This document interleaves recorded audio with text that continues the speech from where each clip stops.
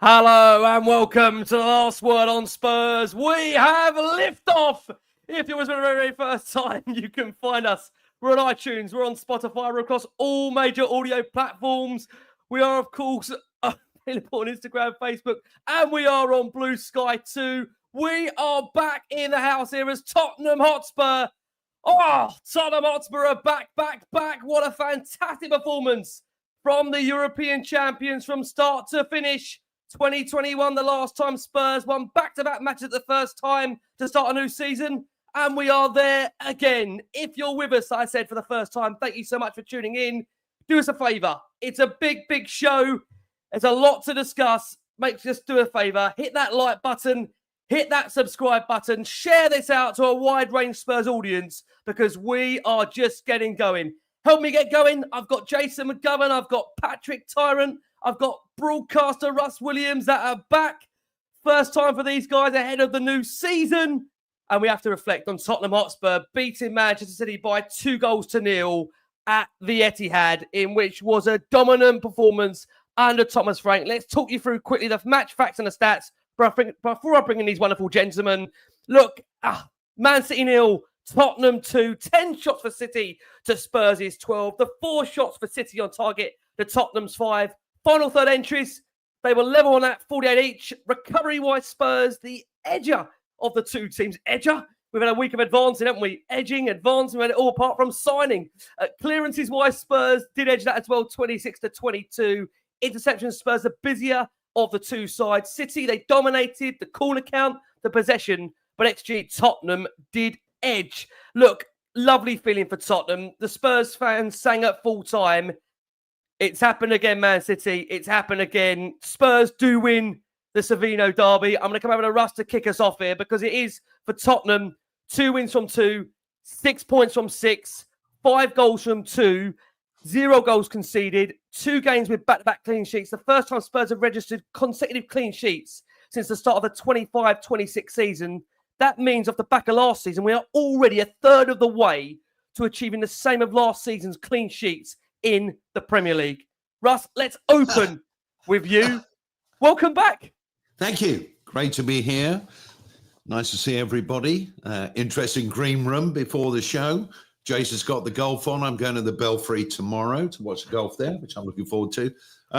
Well done to Thomas Frank, who's become only the second Tottenham manager with 2 different clubs to win at Man City. He did it obviously with Brentford 2 or 3 years ago. He's done it with us, and the other one was Antonio Conte. But it was a really good performance, the sort of football I think our Spurs fans absolutely want to watch. First 20 minutes a little bit slow. City looked as though they were going to be pretty dangerous, and then what Frank told the players to do kicked in. We played with verve, guile, bravery. We were entrepreneurs with the ball, and I really did feel that once we went 1-0 up, we weren't going to lose the game, and to go 2 up, of course, Brennan and Palhinha getting the goals, absolutely fantastic. It was a masterclass from Thomas Frank and his coaches, and what a difference from the Premier League last season, which was terrible. I think we'd all agree on that. And, maybe Thomas in the changing room said, lads, it's only Man City. But the All Blacks won, and it was fantastic. What a kick, great support. And it was just a great day. 5 wins out of 8 now against Manchester City. Yeah. I think I'm right in saying the most recent loss was that terrible defeat at home in the season when Arsenal were going for the Premier League. But these things happen in football.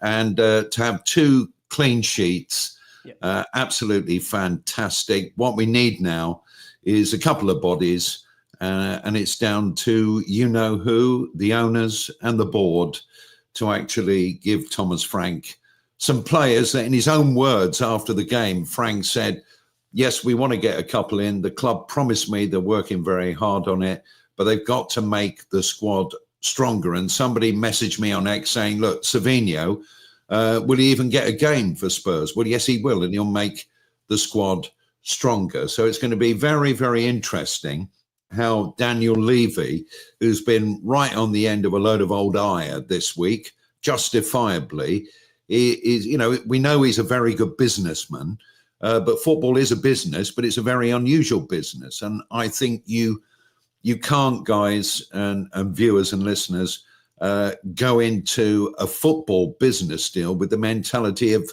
the business deals you do away from football. And this is the problem. He cannot stop doing that. If you want a player, don't faff around, pay the money. We'd all agree on that. And he's really blotted his copybook, Daniel Levy, over the last few days. But you never know, with the latest one, it could be a sliding doors moment where we say, do you know what? If we'd have got him, we never would have got this player, and what a player they've been for us. So, you know, we've got to be positive. They do have to bring people in. You can't let another manager down. You know, 13 under the leadership of Levy, and surely the bloke has got to learn. But, you know, change for Spurs are very active. The Bournemouth game is going to be extremely interesting. What's going to happen? The pressure has to be on Daniel Levy and the board and the owners to actually deliver, not only for a manager, but for the fans, because you can't sit in a press conference saying, we want to win the Premier League, we want to win the Champions League, when you muck about embarrassingly in a transfer market. But on the pitch, so far so good, but early days. But, you know, we've got to keep it going. And from what I saw today and in the first game, of course, against Burnley, I think we're more than capable of doing that, but we mustn't get too carried away. But, you know, in defence of Levy and the board, Kudus and Palhinha, you know, two great bits of business, but they need to do more, because if we're a big club, and we are a big club, and we won a European trophy, as Jason was reminding us before we came on the air, that was a little bit of success last season. But in the Premier League, and to compete in 4 competitions, we've got to have a stronger squad. And I think all the players who, remarkably, a lot of them weren't very good last season consistently, all of a sudden look as though they're world beaters. So whatever he's doing at the moment, he's doing a good job. Russ, thank you so much. We're going to bring in also some of our viewer and listener questions. Before I do, Pat, let's come to you, and we'll go to Jason as well. Pat, it's ironic that you look at it, and, you know, for Tottenham, it's their first win away in the Premier League since February, which again is, again, you look at, you know, the fact that, again, what we went through in obviously parts of last season. But I think, you know, in this game in particular, we did look incredibly well structured. It does feel that already you can kind of see the improvement in certain players. You know, a first Premier League clean sheet since February, a first Premier League away win since February.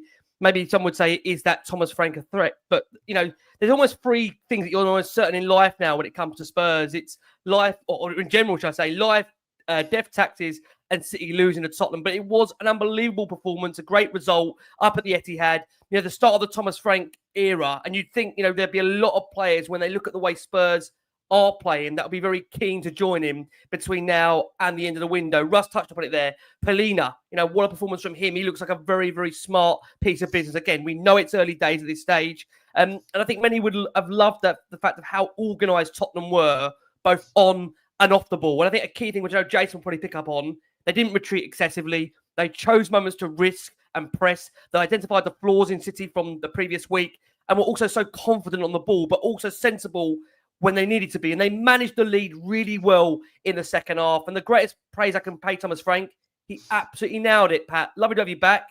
Give me your thoughts on that result and that performance. Yeah, first and foremost, it feels good to be back. What a win. What a day. Shout out to all the viewers and listeners. If you're catching this now or tomorrow, smash a like, comment so we know where you're tuning in from, and obviously share this amongst your peoples. But yeah, come on. Let's go. Johnson again, ole, ole, ole. Johnson again, ole, ole, ole. Johnson again. Hey, Johnson again. Hey, Johnson again, ole, ole. He just scores goals. That's all he does. He just scores goals. That's what Jason's been telling me. He just scores goals. All he does is score tap-ins. All he does is score tap-ins. Well, so be it. If he's scoring 18 a season and crucial goals in crucial games, then so be it. At the end of the day, scoring goals is the hardest commodity in football. You see it. I mean, strikers go for at least 50, 60, 70 million. We've got a guy, a winger, who can score 15 to 18 comfortably. And Yeah, today's a big game against a very good team, and obviously he chipped in with a very important goal. Great run to the back stick, Richarlison finding him. What a pass, by the way. And those are moments where VAR comes into hand because they actually tried to rule that off in the stadium. Thankfully, VAR called it onside, and we go 1-0 up. And then, like Russ said, we never really looked like capitulating or giving that lead away. And at 2-0, I was a bit like, we were 2-0 up against PSG. Hopefully, we don't buckle, and then we also have that Spursy tag, and the players start believing that 2-0 is not a good lead. But because 2-0 is always a stick or twist, isn't it? But we looked really comfortable in and out of possession. And it just goes to show when you have a manager that does his homework, is confident in his teammates, plays players in the right positions, plays players to their strengths, and also knows how to get the best out of his players. Look how much better the players look. Look how much better these guys look. Johnson looks brilliant. Richarlison looks like a man reborn. He looks a brilliant player now. And Solanke obviously coming back. There's no guarantees that he's going to get into the team. And that's what you want. You want to see players fighting for their position. The fact that you got Solanke coming off the bench and also looking sharp, almost scored as well with a great shot. It just gives everyone around the stadium and in the team a boost. Bergvall, obviously, he's not a guaranteed starter anymore. You're looking at Sarr, he's got energy, legs in abundance, man of the match on TNT, and I think he also got the Premier League man of the match. He's looking like a worldie now. He's looking like the guy that we all thought he could grow into. And obviously he's only going to get better as well under Thomas Frank. And Palhinha, I think he's probably the one that goes under the radar because he allows Bentancur and Sarr to look good because he does all the dirty work that they had to do last year. He just mops up, sweeps up, obviously gets the ball and distributes it. And we look solid, man. Romero and Mickey van der Ven, that looks like a very solid partnership. And then you've also got Jed Spence locking down players on the other side. And Kudos, who all the West Ham fans told us has no end product, is lazy, won't track back. That guy was a beast on and off the ball. And he was helping Porro, who we all know isn't the best defender. But Kudos was helping him double up on the winger, and they got no change out of basically our fullbacks. So all in all, Ricky, a brilliant game. And it was great to see as well. Yes, we can see the possession, but when we had the ball, we were really smart with it. And we also gave City a lot to think about. There was triangles, there was basically movements and lines of, we were working hard. Vicario was as well, playing as an extra man and threading passes. And I thought, even Romero had a brilliant game. Very unlucky to get a yellow. I don't know how they gave that a yellow. He clearly got the ball. Ridiculous. One of the worst things I think I've actually seen. The referees gave us nothing, and they didn't want to give us anything. We could have also had a penalty in that game, and also Trafford as well. He blatantly handled the ball outside the box. There you go, brilliant. You got all the images. I don't know how that is not given. And I don't know how VAR doesn't look at that. So we actually didn't get the rub of the green, but we made no excuses. And we were clear. We were good value for that 2-0 win. Very good value. So a great performance. It wasn't lucky. Yeah. We didn't have to hold on. And if we continue to play like that, again, it's early days. But at the end of the day, City away is a tough game. Very tough game. And we handled it and came out with flying colours. We did indeed. We did. Look, Spurs, the first ever side to score first in 5 consecutive league games away at the Etihad Stadium. And Spurs have now scored the first goal in each of their last 5 trips up there. This is only the 6th time Pep Guardiola's Man City have trailed a Premier League side at home by 2+ goals at half-time. And Spurs have been responsible for half of them. The Etihad Stadium, it's being seen as Tottenham Hotspur's playground. It was a sublime performance. We rocked up there. I mean, some would say we're the underdogs going into the game, but we did completely outclass Pep. And obviously, Russ gave us a lot of those stats ahead of the game or ahead of the pod about, those stats around Pep Guardiola. Jace, to bring you in, look, you've been with me for 8 years on this show, and I think everyone that has ever heard you or listened to you know that you have got a certain brand of football that you don't deviate away from. We know that you are a man that wants Spurs to play on the front foot, to dare is to do, and not deviate away from that for any manager or any player doesn't buy into that. So for you, I think we can all safely say, going into this podcast and going into the game, this was a true test for you because you was out there in Udine. I know you can say this yourself. I know you was disappointed maybe by the game management towards the end of that game in PSG, having been there, spent a lot of money for the flights and obviously accommodation to be out there. to come back and see a performance like that at Man City, given the magnitude of the game, the standard of the game, does that give you confidence that it's a building block at least you can see that we're not going to, when we do go 2 up, go 10-0-0 and Tottenham, we'll come on to Frank's presser, at 2-0 up, Spurs were pressing for the third and weren't looking, essentially, to sit back on a second goal? I absolutely hope so, Rick, because the best moment of the game for me was 86 minutes when one sub has a shot that's saved and the other sub has the header that's followed up. Because in Udine, I watched 2 subs come on and be told to play at centre half and as a second left back as we hang on to a 2-0 lead. And if we'd have done that in Udine, we'd have our name on an elite trophy. So, and then we can forget all about last season, where it's trophies to trophies. We were exceptional today. I thought the first 20 minutes, City had a lot of the ball. I got the feeling we weren't sitting back. They were pushing us back.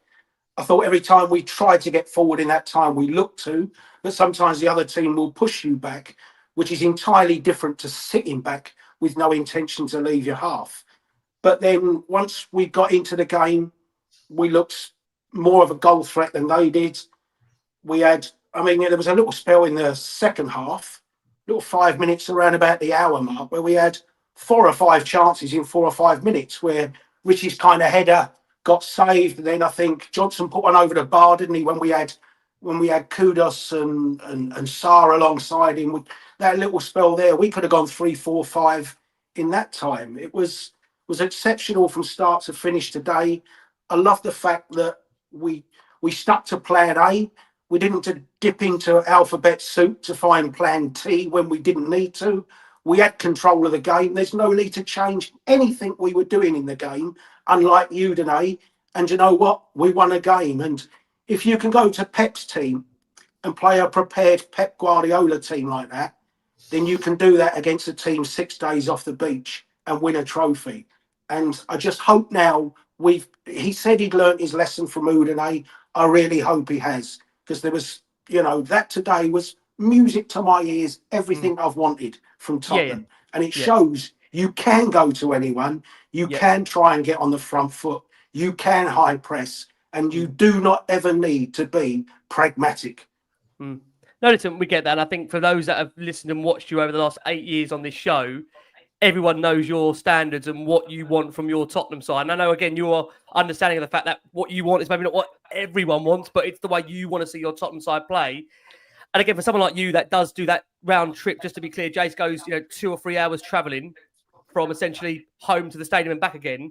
If you're going to pay your money, you want to be able to enjoy the football and enjoy what you're seeing. So look, I think for a lot of people out there, that performance would have been a lot for people out there.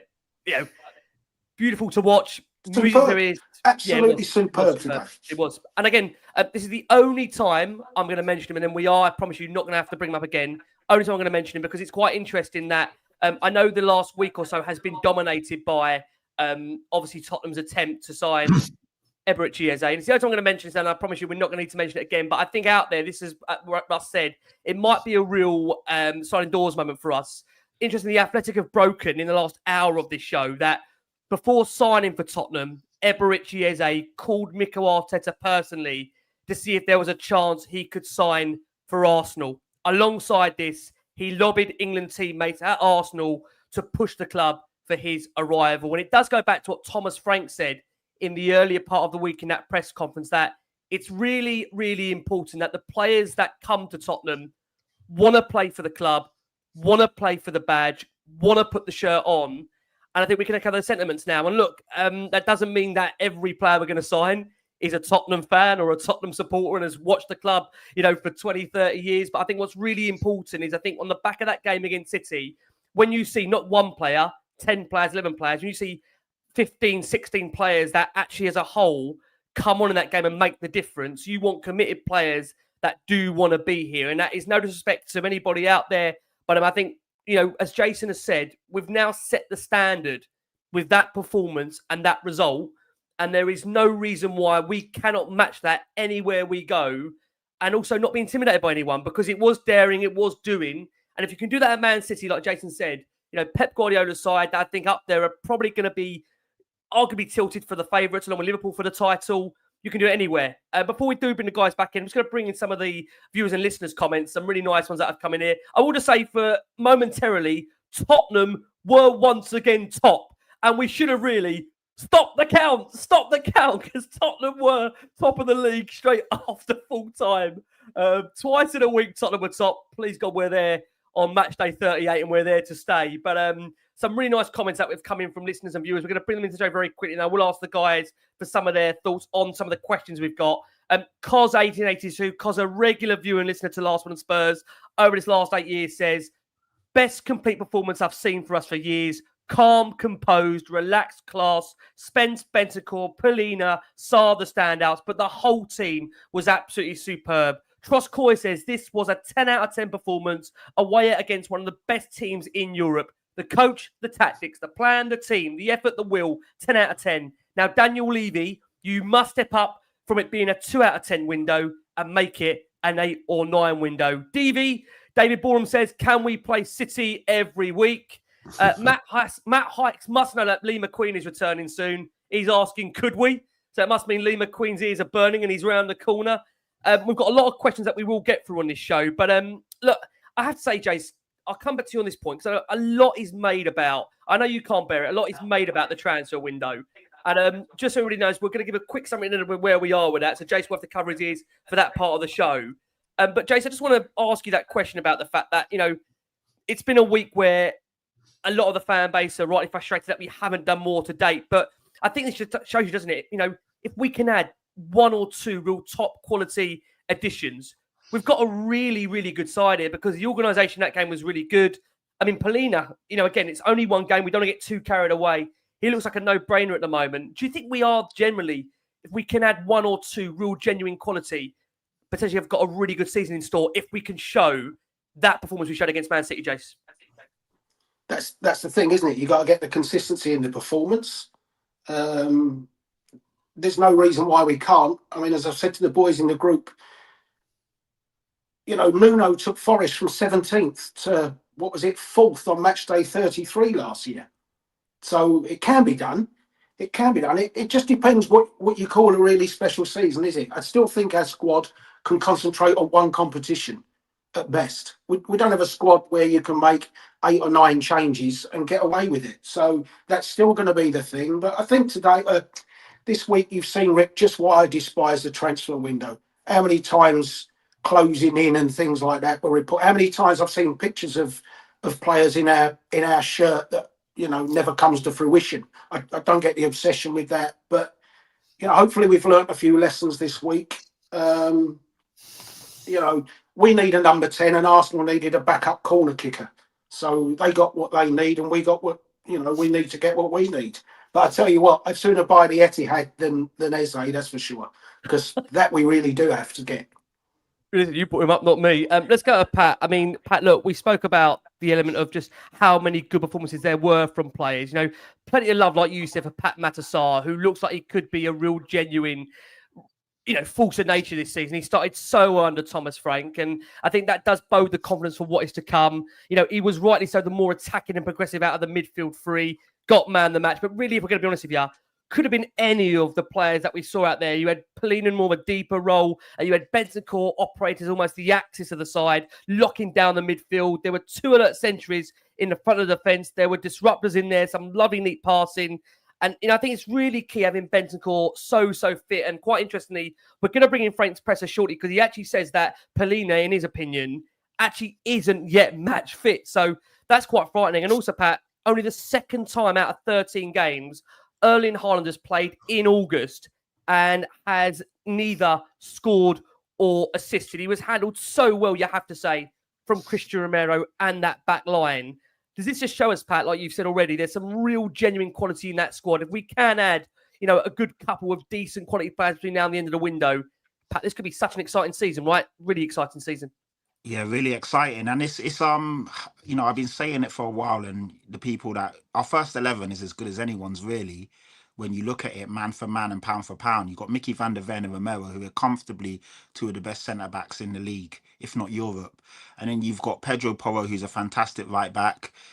Destiny Udogie, I wouldn't say the jury's out, but he's putting good performances and also not putting great performances. But when Jed Spence plays on that left, I feel he's as good as any fullback in terms of going forward and also locking down his man in the league. And the great thing about Jed is that he's confident in his abilities. He's not cocky or arrogant, but he knows he's a great defensive specialist. I don't know if you guys have saw it on the socials. He put, bring me your favorite winger, basically after the game. So that's his caption. So he believes in his ability, he believes in his source, confident, not arrogant. And so far, he's proved it every time he's played. He's been brilliant.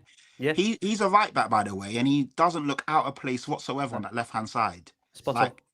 That's you could say that's his number one attribute. You forget that he's actually playing on the left-hand side. That's how good he looks there. Yep. And then you look at the wingers, how good they look. You look at Richarlison, looks like a man reborn.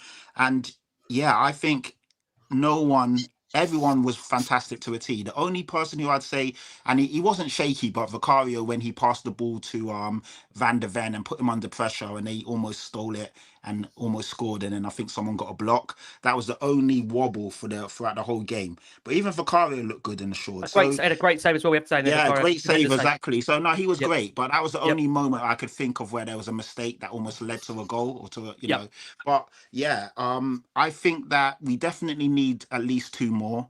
We need we haven't replaced Son, if we're being honest. So we need a quality left winger that can come in and give us at least 10 goals and 10 assists. And then we also need a number 10. I mean, we don't have a number 10 right now. Maddison and Kulusevski are both out for the foreseeable future.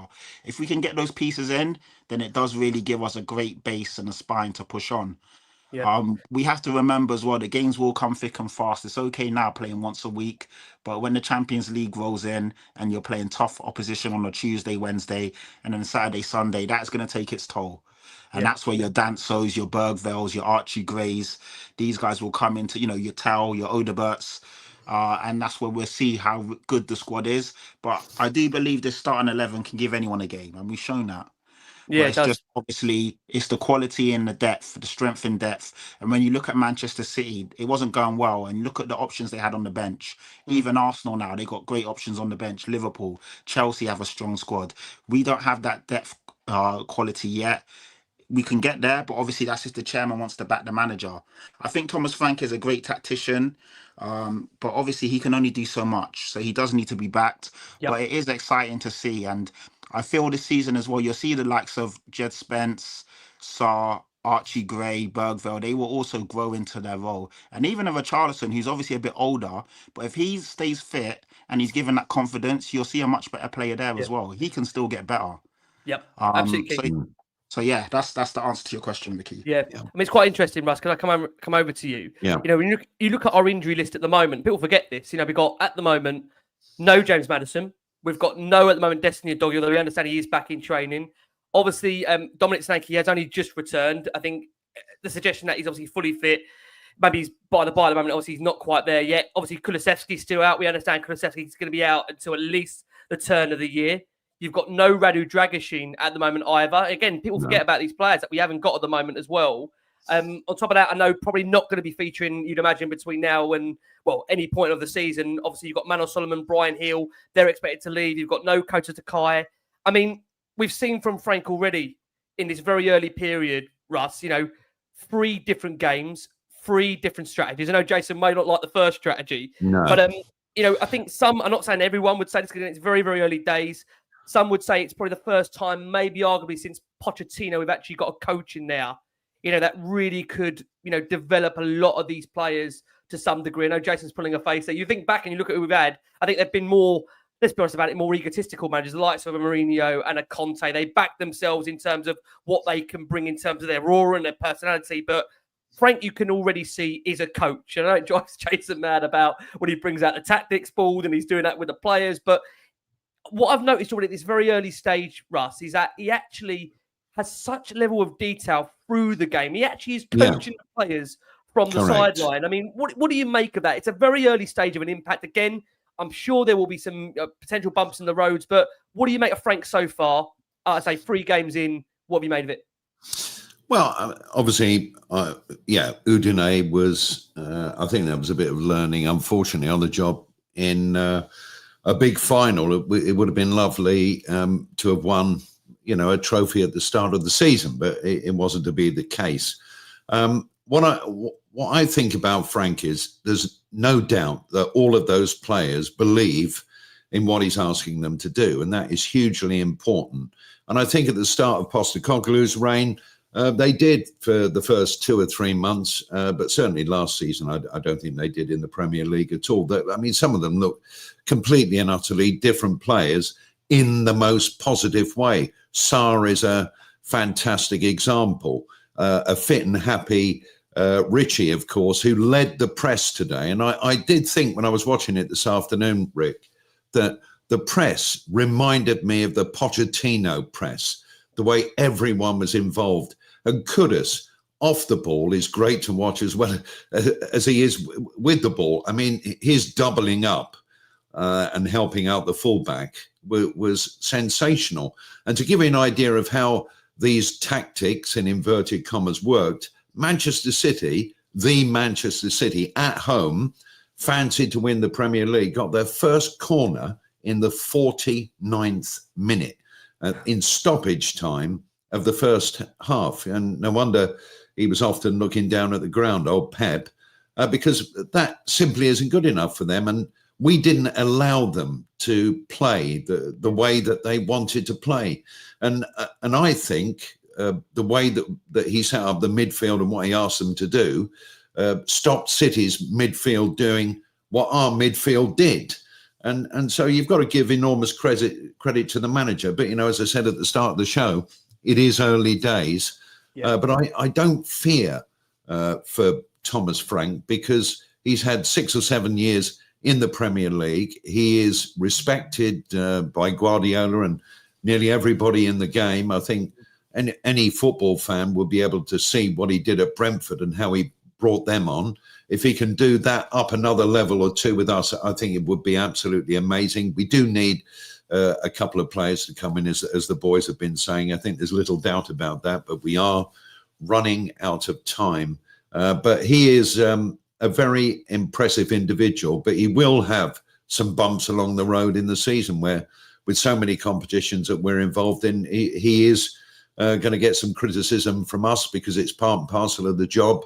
But overall, I expect him to do a pretty good season's work, and will certainly finish a lot higher than we did in the Premier League last season, which was, as we all know, a complete and utter shambles. Just on, obviously, the press, I thought that was one, obviously, the key areas of it. You had Richarlison, Sarr, harrying. You had Bentancur, Palhinha, tracking back, doubling up with Kudus and Porro. You had Van der Ven covering. The defence was really good. I mean, I made that point. It was really fascinating to watch the Spurs technical area, because there was a lot of time when Matt Wells was mostly alongside Frank, either shouting instructions, but the Dane also getting onto the other coaches to make sure they also were coming forward and getting their points across the various areas of the team. I thought this might be a really redundant question I'm going to ask you, Jace. If I was to ask you now, what would your one piece of advice be to Thomas Frank? I think what you're going to say to me is, whatever he does, do not change what he did against Man City, and continue doing that for the next 37 games in the Premier League and the next 20 in the Cups. Is that fair? Is that the piece of advice you give Thomas Frank if you could ask him or tell him?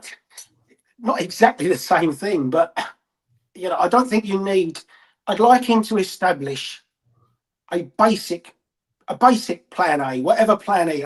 I accept you need different things, but I do think you want to master one way to start with. And my concerns with the constant switching of game plans that we've seen at Brentford is, to me, if you do that, you need that clear week.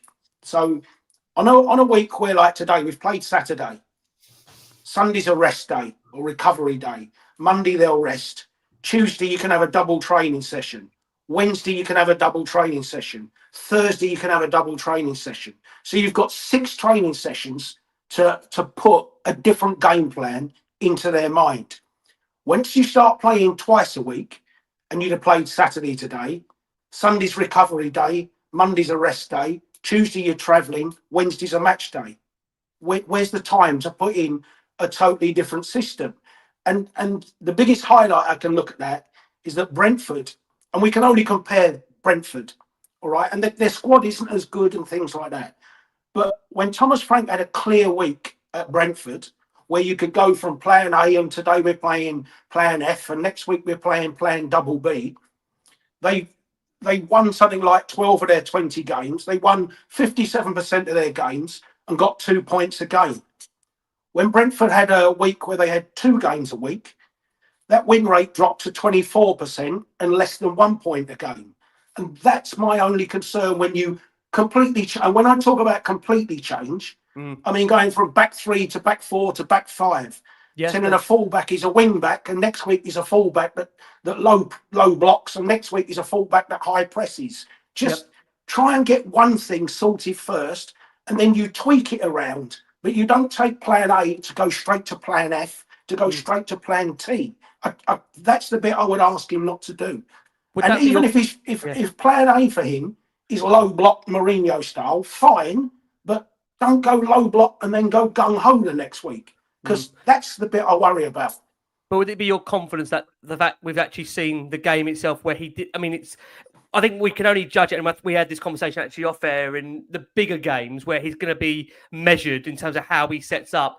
Was that the most pleasing aspect about the City game, that at no point there was a change in terms of that variation of the fact it was pretty much even at, we said 2-0, he's going for the third, right? He's going for the third. For me personally, absolutely. Like you said, Rick, none of us are right. We all see football different ways, but I know which football I like to watch. Now, you know, there'll be someone out there that says we should be pragmatic all the time. I don't mind that, but we all see it different ways. That to me is the blueprint for a Tottenham side, and it's not a I don't like Frank, I want Ange ball. No, of course. You've known me 10 years. I've never changed. No. I've never flip-flopped, unlike you last year. Well, I can tell you, Jason, I've known him for 10 years. He has a very distinct way he wants his Tottenham teams to play. It doesn't matter who has ever been here, from when we started under Pochettino to whoever we had, it was clearly about, for you, front foot football, playing. It will always be that way. There is to do. It doesn't matter who is here. That's always always be that your way. Pat, let's come to you because we've got to fit in our first break of the show. Russ brought it up there. You know, this situation, it's a crazy one. This bogey team thing with City. I mean, I don't think I've ever seen anything like this. When you look at the fact, as Russ said earlier, about the element around Tottenham now won more games v Pep than any other team in his coaching career. They're tied with Liverpool at 10. Their last 2 visits to the Etihad in the Premier League, they've kept the clean sheet. They've won 2-0. And then before that, they beat them 4-0. Spurs have Pep's number. Can you explain, Pat, this weird bogey team analogy thing that we have with City? Is it just one of those teams that, well, for whatever reason, no matter the manager, no matter the players, we always seem to get a result there? It's just, have you ever seen anything like this with a team? I mean, it doesn't matter whoever the teams we have. And the crucial thing I've got to say here, first time ever that Tottenham went to the Etihad with no Son, no Kane. And I think Christina then reminded me, no Jack Grealish, which suddenly brought it down a little bit. But you know what I'm coming from. It's fascinating, isn't it, when you think about it? No Kane, no Son, but still Tottenham get results there. Madness. It's crazy because even in the Champions League, when we played them, and I was like, oh man, we're out this, you know, we had no Kane, Son stepped up, and when Sterling scored and they ruled it offside, and, you know, then Son scored and allegedly he's like, you know, do you not know who I am, and all of that. And it was just, yeah, we've always had their number in the Champions League, in, you know, in the Premier League. And there is no rhyme or reason for it, because that's under Pochettino. We've done it with Jose, we've done it with Conte, we've done it with Ange, and now we've done it with Frank. So that's been like 5 or 6 different managers. It's just one of those things. It's like, yeah, we're their bogey team. But to be fair, a lot of the times we've actually deserved it. And today we have been very fortunate in some of the games, don't get me wrong. But today, you know, I think Frank just did a number on Pep. He did a great job on him. And also the players believed in what they were doing. And I saw players out there that were brave, comfortable, confident, not arrogant, but they were happy to take risks. But they believed in what they were doing. Richarlison ran all night. Kudus ran all night. Sarr ran all day. Bentancur looked silky and looked like himself again, purring, getting on the ball and threading passes.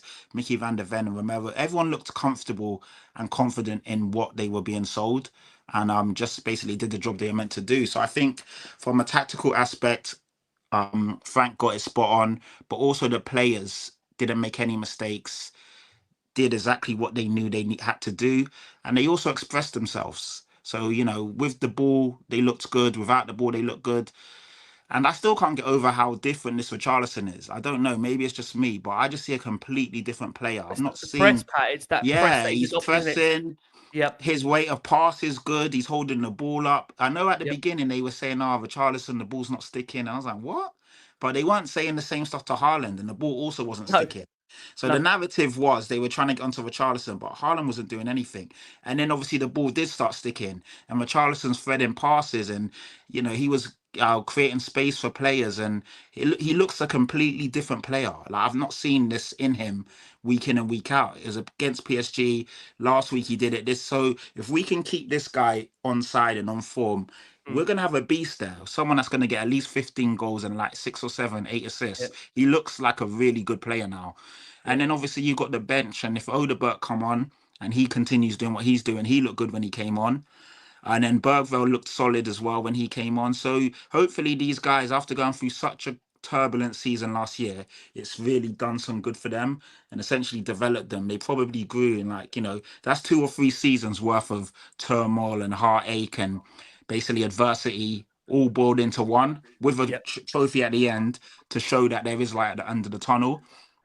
And maybe it's the perfect storm for the next manager to come in and then build off of that.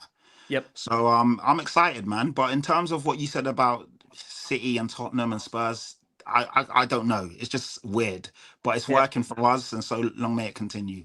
Long may it continue. Jace, come in there before we go for that first break. What do you want to say about the Pat? Yeah, there's one thing from today's game tactically, and I've always said Thomas Frank does quirky things, and there was this, and this isn't a criticism of him, Pat, don't worry, but there was those couple of times in the first half where Romero dropped like 20 yards behind the back line to go with Haaland, and I don't know, I've never seen that from any team where somebody is happy to do that, and I just thought I couldn't see what that part was. If someone can explain that, it was just a really strange thing to see a top class centre half go 20 yards behind his defensive line rather than trying to leaving the bloke there and saying just leave him be offside. Yeah, I think it was Strange man one. marking him. Yeah, I think he was just man marking him and just making his presence felt, and it worked because Haaland felt that. I just didn't see the same Obviously, I Haaland. think only the second time, I think, in the month of August, he has not scored or assisted. So it just shows you, I mean, he was clearly given that job. It was that job instructed to him to man mark him. Look, we're going to squeeze in our first break of the show for our listeners and audio. We're going to back round to Russ afterwards. We're going to hear from Thomas Frank directly as he gives us that press conference on the back of Spurs winning. Guys, we've got over nearly 10,500 of you watching us live. Thank you ever so much for your incredible support for Last Word on Spurs. We are getting going here. Like I say, hit a like, hit a subscribe on the show. Let's hear from Thomas Frank, who orchestrated that win, of course, over Pep Guardiola. Must be delighted. Thank you. Yeah, very delighted. Extremely proud of the players' performance. I think it was exceptionally good performance. I think the first 35 minutes, we know a couple of things. We know it's always difficult to play against City. Here at Etihad, even more difficult. The first 35 minutes I thought was fairly even, but with City on top. I think they are more on top than us. Big mentality shift in terms of staying in the game and keep doing what we wanted to do. Scoring a great goal. Maybe that changed a little bit of momentum, but we definitely stayed on top, scored 2-0. Second half, I think we were very good. And the big spell where we could think that they would put pressure on us, I think we were very aggressive in the high pressure. Thought that we were very front-footed with the mindset to constantly go for the 3-0 goal. And then I must say that the clean sheet makes me very happy. It's a big thing we've been working on. not on clean sheets, that's easier said than done. But on the defensive side of the game, high pressure, middle block, low block, defend the box, mentality, blocking shots, everything. Because if you get clean sheets, you're closer to win a game. And also last year we had 6 clean sheets, so that's very big for me. So many good individual performances, of course, but you've got João Palhinha in, first goal for the club. How important is that kind of combination with Rodrigo Bentancur? I think think it's fair to say that we got a few questions about transfer market yesterday, and a lot about why not and what if and all that. What is 100% sure, we brought 2 top players into the club, Kudus and Palhinha. Both of them performed very well, which I'm very pleased with. And Palhinha, yeah, wow. Sometimes players need confidence and they need to be on top. And I don't think he's fully fit yet where I want him to be. But very pleased with his performance, and he's definitely helping the team. Obviously, in the Super Cup, you were 2-0 up and you played really well, but you couldn't get over the line that time. This time, obviously, felt very different. What were the lessons you took from the Super Cup, and what was different today? I think, good question. We of course referenced it, or I referenced it at halftime. When you're tired, keep going. That was one thing. 2, that we had to keep being brave on the ball, and 3, we had to keep being good in the high pressure.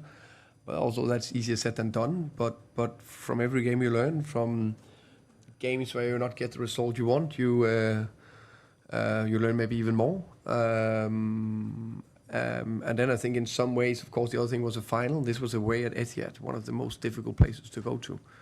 But the defensive principles are more and more, and then I think the mentality is the key thing. Need mentality to win games like this. You spoke yesterday about for each match how you sort of compile 3 key themes and build your principles around that. What were the 3 key ones today that you felt City? Defensive side of the game, be brave in phase 1 and 2, and set pieces.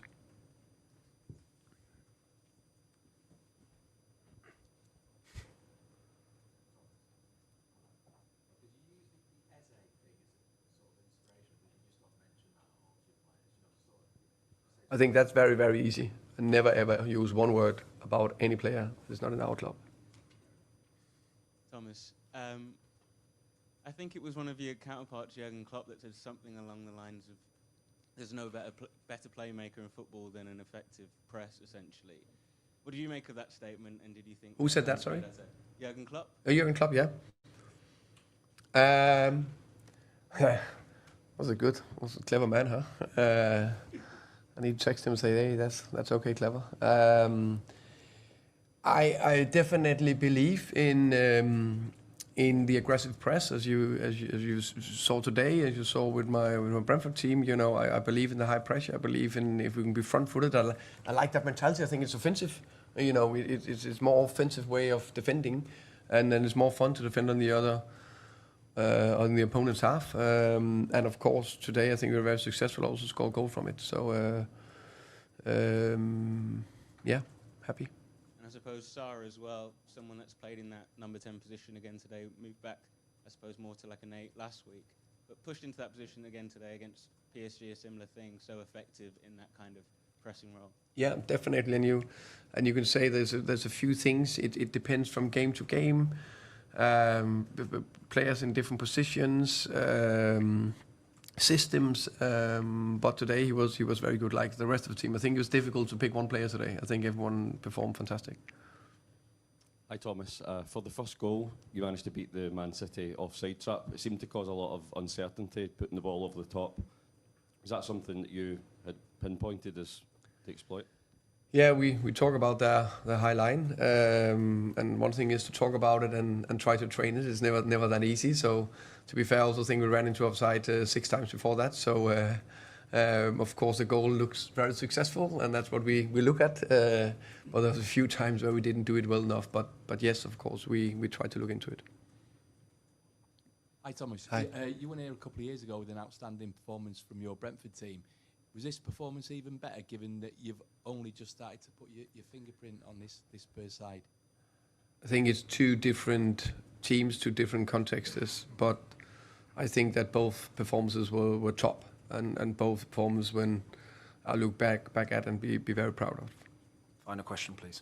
Hi Thomas. So, you referenced earlier that you had quite a lot of questions about the transfer market in the build-up to this game, but is the result, the performance, a timely reminder that the success of a season, the success of a team is not just about what you can do in a transfer market and the players you can bring in?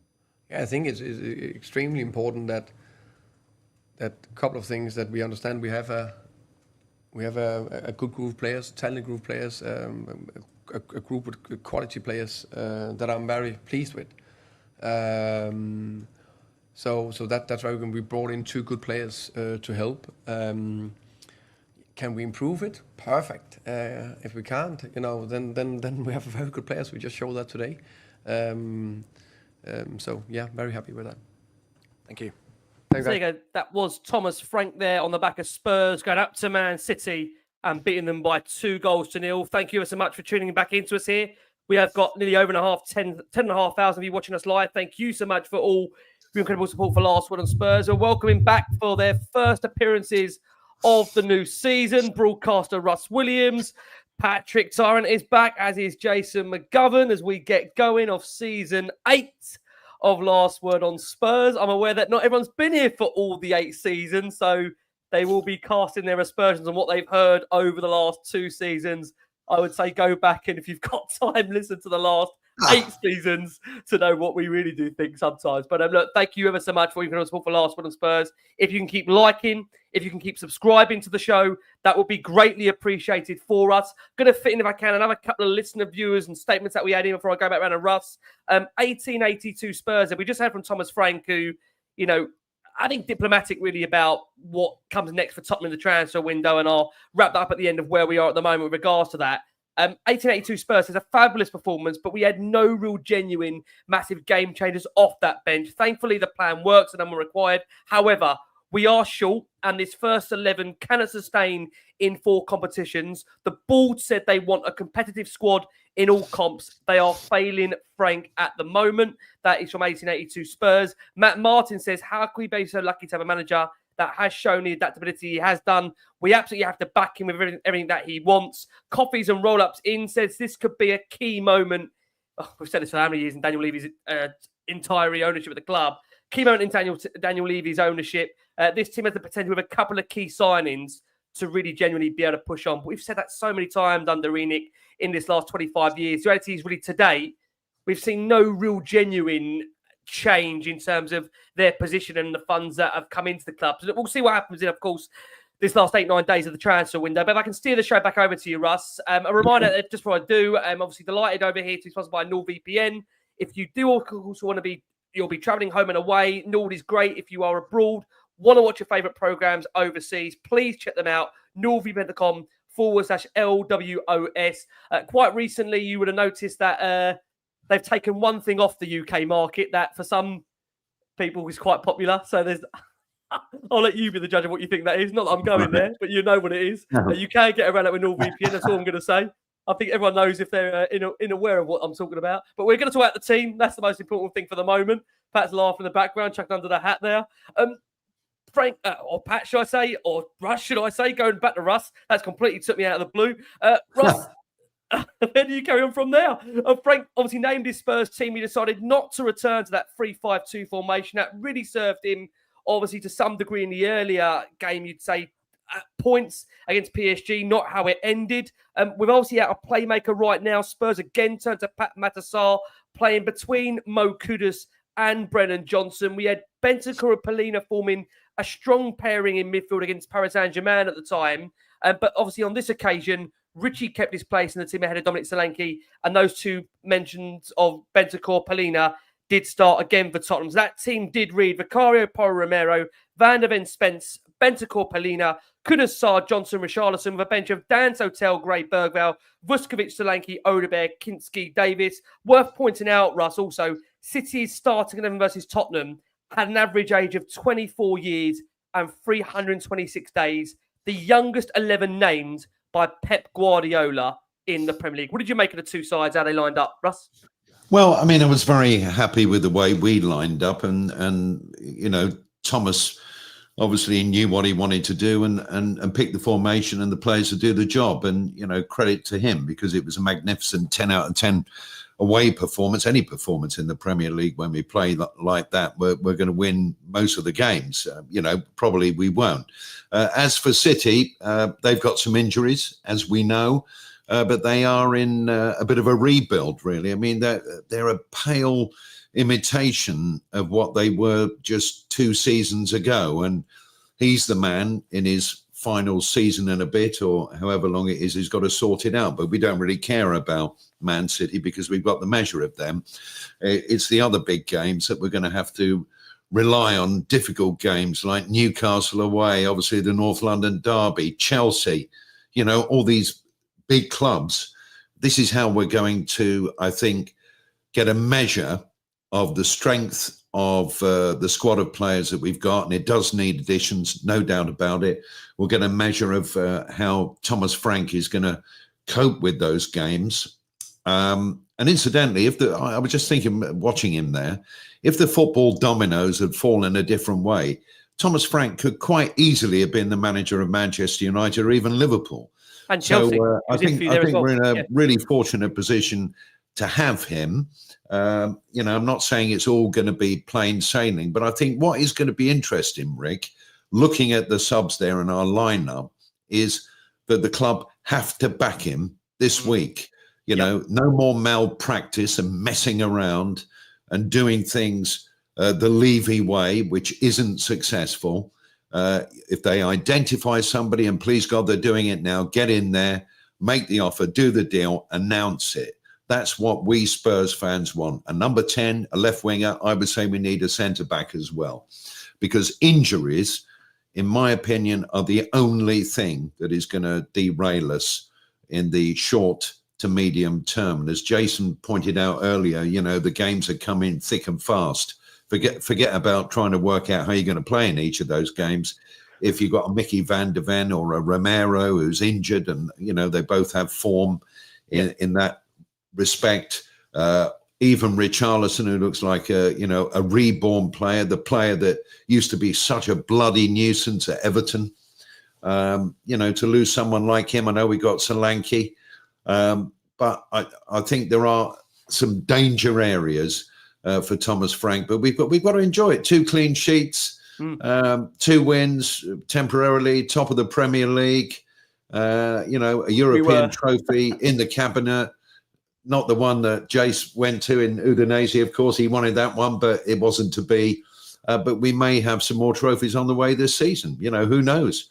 But he's a very impressive man, and he absolutely lays out, even in press conferences, what his thinking is, why he did what he did. I mean, this is a world away from the word salad nonsense that we listened to for a good season and a half from the previous incumbent. And it's so refreshing to see. Look, I'm going to move us on. I'm going to talk about the game itself, because obviously quite interesting. The start of the game, big chance for Daniel Levy of, obviously we want Levy out. That came less than a minute into the game from the travelling Spurs fans. I think what became apparent in the early part of that game was just how much Spurs, as Jason's mentioned, as the boys have mentioned, how much they adopt that early press that really was being adopted by Richarlison.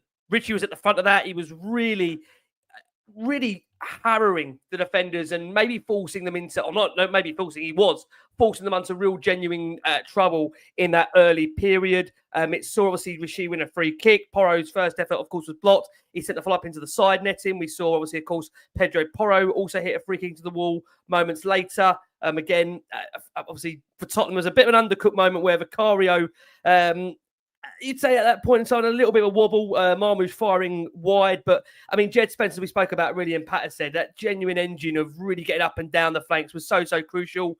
You maybe say it was a turning point in the game when Nathan Ake came off for Pep Guardiola. We lost him early on, you know, obviously came... Nathan Ake came on to replace Ryan Aït-Nouri, who went down. And that was a big blow for City. Obviously, it meant they had to adapt. They had to change their back line. And I think, you know, from the early stages, I would agree that Spurs, I think they settled into the game quite well. Like I said, I think City were maybe surprised to some degree about the early press that we had. I mean, I got to say, it felt a bit of a, I don't know if you agree, Jess, a bit of a dark yellow card for Brennan Johnson to pick up for standing in front of a City free kick. But what did you make of the opening kind of 20 minutes or so? What was your gauge on the way Spurs set up in that first opening period of the game? I had no problems with the lineup or how we set up. I think it's just City forced us back, which they're entitled to do. I thought Marmoush gave us a few problems, and that was a strange substitution they made, because he was the one that I feared probably as the game progressed. He was the one that looked most dangerous for them. I feared Reiners before the game. but he didn't do too much. And obviously, there's always the threat that Haaland brings. But we kept. I thought we handled those. Apart from that one shot that Vic made a good save from. The only other moment of real danger was the silly back header from Porro where they got confused. And like I've always said, Rick, you whatever your game plan, whatever your tactics are, you do need players to do the jobs they're told to do and not make stupid mistakes. And that could have been costly, and we could have been one down early on. But no, I didn't have a big problem the first 20 minutes. Like I say, they pushed us back, but we didn't sit back. And that to me was the important thing. Yeah, they did start really, really well. And obviously then we come on to the moment which to some was contentious. Pat, I'll come over to you if I can to talk us through that opening goal. It was a bit of a fascinating moment because this is the thing that with VAR, you can't ever really enjoy goals anymore because instantly, well, even in this goal here, it was chalked up for offside immediately and you're waiting then for a decision to be made. And, it's, again, a fascinating one. Spurs now scoring the first goal into their 5 last trips to the Etihad. It's a brilliant counter-attack from Tottenham. Sarr flicks it through for Richarlison to square for Johnson. The flag did go up immediately, but it did stand. It's 2-2 for the Welsh international. Trafford got a hand to it, couldn't keep it out. But interestingly, Pat, Johnson playing on the left, the 2 goals in 2 games. I think, people say it's knock him all you want, but, for somebody like him, the the thing that he seems to get him is he just scores goals. But like you said, Pat, in your opening monologue, scoring goals is one of the hardest things to do in the game. He does it and makes it look easy, Pat. Yeah, it makes it look easier. And that was a great run by Richarlison to keep on side because obviously City are no mugs and they know how to spring an offside trap. And there's also a great run into the box, into that problem area which Brennan Johnson makes. And it's annoying because we were robbed of celebrating that goal in real time, like properly, because the flag went up straight away. So literally, everyone's like, oh, cool, offside. And then when they start running it back, you're like, actually, hold on, Richie looks good. And then you think the goal's going to stand, and it does. And it's a muted celebration because it was initially stopped. So you didn't really get to celebrate it properly. But a goal is a goal. It was great that Johnson scored. And that really lifted us in terms of our confidence and allowed us to grow into the game. Because like Jay said at the beginning, City kind of were a bit dominant. But then also our press was good because I've never seen City turn the ball over as many times as they did. And that showed how good the press was. It was really ruffling their feathers. And you don't see teams as good as City and the players as good as they've got giving the ball away cheapishly. And it was the goalkeeper, it was their fullbacks, the midfielders were passing the ball out of bounds. And I think we really got under their skin in terms of how aggressive we were in the press. And they're a team that will never try and not play into feet and play out. And it played into our hands and it allowed us to obviously put it on them. Trafford makes a big mistake as well. But it was because we were so aggressive and direct of how we were pressing them. But yeah, it's great to see. And as long as we can keep doing what we're doing, of course, there's going to be rocky moments and turbulent times. But all we can do is answer the questions that are in front of us. And so far, so good. Yeah, good, agree. Brennan Johnson, coming over to you, Russ. The first player to score in our first 2 matches of the season since Eric Dyer in the 2014-2015 season, of course. Pochettino's first 2 league games in charge. Fascinating stat, against that West one. Ham, wasn't it? That yes. I remember that header. Yes, yeah, it was. Yes. And Brennan Johnson, who I had to score the only goal of the game in the Europa League final. Aha! Nice little payout, ka-ching. Just a point on that. On that, was it offside or not? It was really interesting. The cameras went on Thomas Frank and his coaching staff. They were looking pretty quickly at their screens, which all clubs and benches have now. And Thomas Frank absolutely was 100% convinced that it wasn't offside, went to the touchline and put his thumbs up to the players and said, it's a goal, don't worry, it's a goal. So Thomas Frank, our manager, not only tactical masterclass today, but he's quicker than VAR. I love that. That's superb. Brennan actually said for him, really, really pleased with the result. I thought we played really well and built on last week. I'm really enjoying playing under Frank. We get a lot of detail, but freedom at the same time.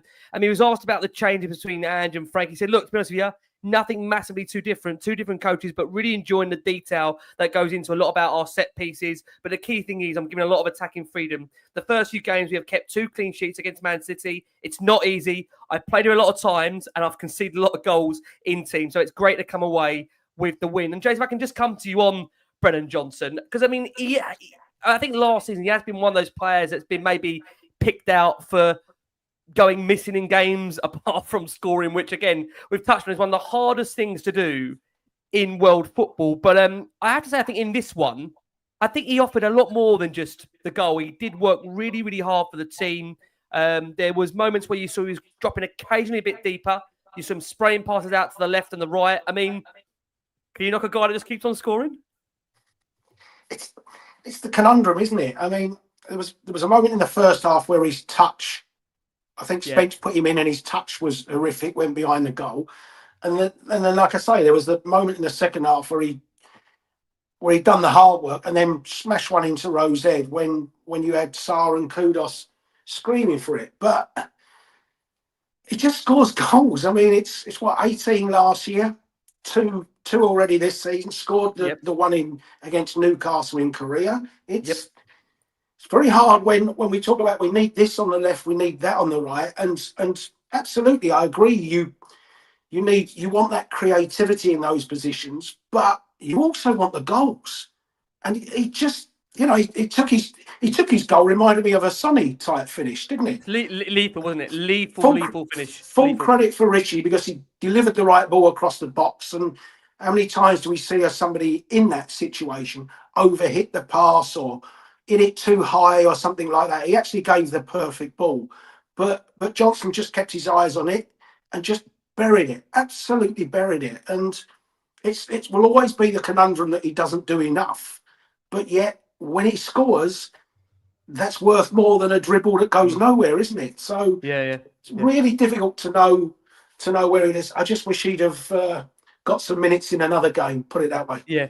Well, I think it's quite interesting. You heard Frank say that actually afterwards. Obviously, I think actually after that game at Brentford, he said the thing about Brennan is he just scores goals. So, he's in that situation where, I mean, it's a hard one to leave him out because, in any game he can score. And the thing is now, you look at Brennan, I understand the degree to some that he does go missing, but you look at the games he's scored, and he's scored in some big games for Tottenham. You look at the games he's played against United. He scored against City now. In a cup final as well. He is a big-time goal scorer for the club. So, for someone that makes it look so easy, it is a conundrum, like you say, Jace. I have to come over to you, Russ, and just talk about the incident straight after that, because there was a lot of people in frustration about how Tottenham somehow weren't afforded, well, you've got to say, at least a red card for James Trafford. Porro goes down.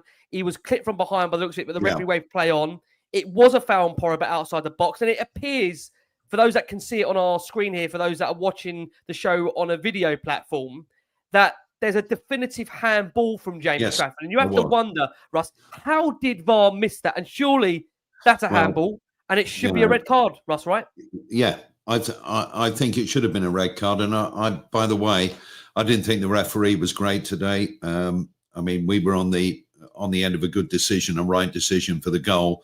QT Romero, when he was booked, I thought that was an absolute nonsense of a yellow card. But yes, it definitely hit his hand. I think, Kudus is a big, strong lad. He's not an actor. He's not Robert De Niro. He's a very good footballer. And he doesn't go down like that. I honestly think it probably, one way or the other, should have been a red. But it wasn't. He's a young goalkeeper learning his trade. And, that is it. But you can't help thinking that if it was Vicario, he'd have been off. But anyway, there you go. Yeah, you do wonder. Obviously, Spurs, I say recover from that, but we move on from that. And, again, there was that feeling in the game, Pat, coming around to you. There was an air of panic about City, after that first goal went in. The fans kind of felt it. I think it's funny, even the fans must have that. Well, they obviously do have that knowledge of just City's bad record against Tottenham. It's not often you say that about a club, but the fans must feel that and know that about that record there. And it must have really played a part in that stadium because Spurs do, again, go up the other end and score a second. And, this all comes from, again, really, really good work from, again, and you have to hand it. I think it goes to, the way Spurs press the ball so well in this moment, the way they hurry back possession. And obviously, it's João Palhinha scoring his first for the club. It's an absolute mess at the back for City. Trafford hits a short pass, and Sarr, who we've spoken about so often, really going to chase down the ball. wins it back for Tottenham. It goes again to Richarlison. The keeper gets a hand to it. It falls to Palhinha, who absolutely thumps it in. And Palhinha in that first half won more duels for and made more tackles free than any other Tottenham player in that first half. And Frank has told us in that presser, he doesn't even think he's fit yet. So how exciting is that in terms of that performance from Palhinha? And great to see off the mark, Pat, right? Yeah, fantastic performance. He did all the dirty work, and the fact that he chipped in with a crucial goal, that's amazing. And we don't expect him to score goals. That's not his job. Of course, on a football pitch, everyone can and should score at some point, but he's not brought in to do that. He's brought in to do the dirty work, be that still, be that basically disciplined six that sits back, mops up, and protects the back four. But the fact that he's crashing the boards and running onto, crashing into the box and hitting balls like that into the back of the net, that's just brilliant. And it gives us something more to our game. And the fact that, he probably isn't match sharp and match fit yet because he didn't play a lot of games last year. And essentially, I think the pre-season PSG and probably the game before that were the first times he actually played. So he's only going to get better and sharper and stronger and obviously quicker. But he does add a different dimension to our midfield. He really does. And it's just great to see, different people getting on the score sheet. Long may it continue. If we can spread the goals and score goals, we're going to be in a good, it's going to hold us in good stead. And like you said, everyone crashing, pressing, Sarr being a nuisance, Richarlison being a nuisance, Kudos being a nuisance. And this is against, obviously, one of the better... everyone in the Premier League tries to play out now. Of course, it's just the standard of football. Even in the Championship and League One, you see guys doing it.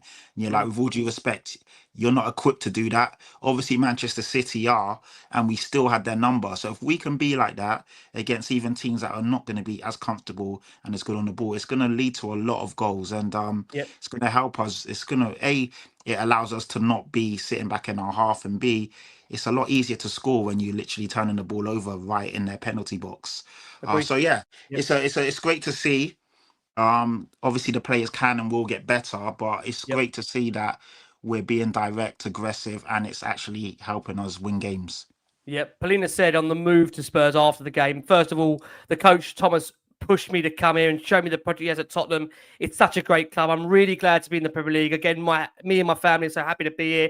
Now I want to enjoy this top club, top atmosphere, and I think we deserve the win. It was a tough challenge. I'm happy for the clean sheet, but it's really important for us to keep another clean sheet. It's not easy, but we are really happy. Frank said on Palhinha, as we saw in that presser there, we had a lot of questions about transfers in that presser, but wow, sometimes you need to get your confidence. I still don't think he's fully fit. Coming over to you, Russ, on Palhinha, before I go Jason him as well.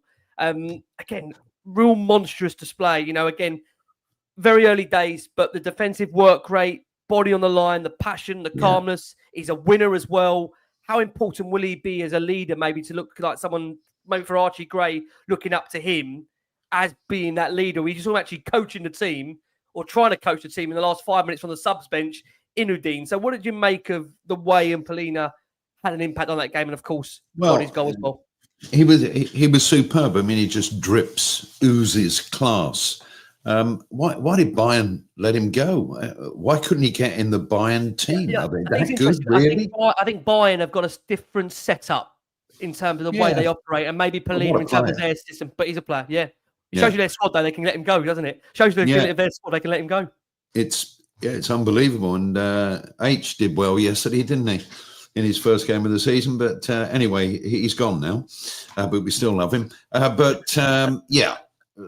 Palhinha, when he was playing in the Premier League, we all knew, we'd seen flashes of what he could do, and I think we're going to see him as long as he, stays injury free. It's difficult in that position on the pitch because you are committed.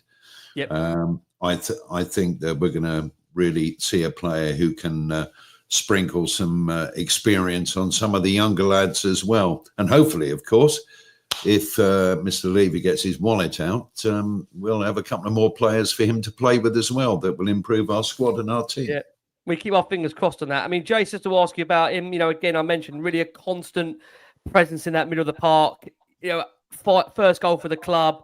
But what actually makes me, very little got past him, Jason, that middle with Bentancur, though that partnership could be massive for the season, couldn't it? I mean, what did you make of Palhinha overall? Because, he looked a lot more match fit than what we saw, bless you, when we did the Bayern pre-season game review, right? I mean, he looked way off it, and already Frank's suggesting he's not even anywhere near match fit.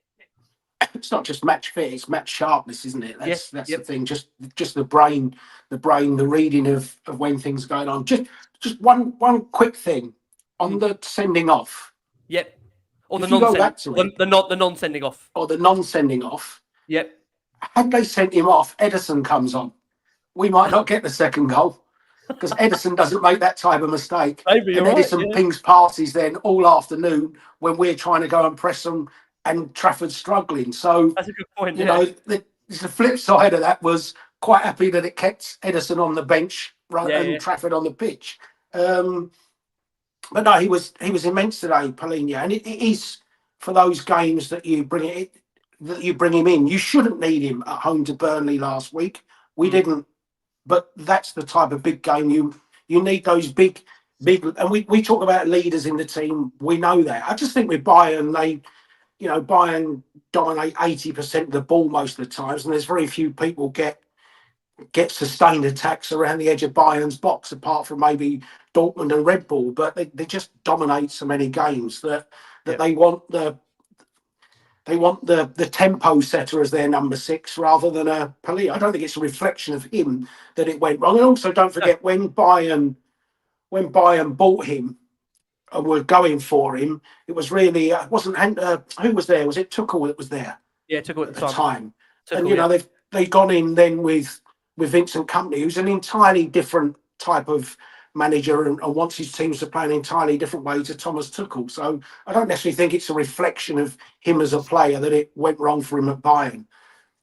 Yes, listen, fabulous performance, and that kind of brings it on to, as we said, Rodrigo Bentancur. Composure in that midfield for Spurs. He was honestly formidable, and it was the Bentancur that I think we have seen of the Conte, part of his start of his era, because he was honestly superb. And we have to hope if we can keep Bentancur fit and he can be at this level, that partnership is so exciting. And got to quickly, guys, before we do go for our final break, Richarlison, as Pat has mentioned throughout this show, for obviously Richie, it was meaning for him now 2 obviously goals at Burnley and an assist for City. Battled so hard for the team, as we've already said, was involved in a lot of the great moments, including the pressing for the second goal, hat-trick of headers in the second half, for those that weren't aware of that, and was a constant menace throughout the whole game. City could not cope with him, so it's really, really important that we do keep him fit. So Tottenham went into that first half, 2-0 up, really, really good work rate, really tactically astute, and 2 perfect Thomas Frank goals. So Tottenham, I thought what was quite fascinating is, I don't know if anyone's seen this now, that I know some people don't like it.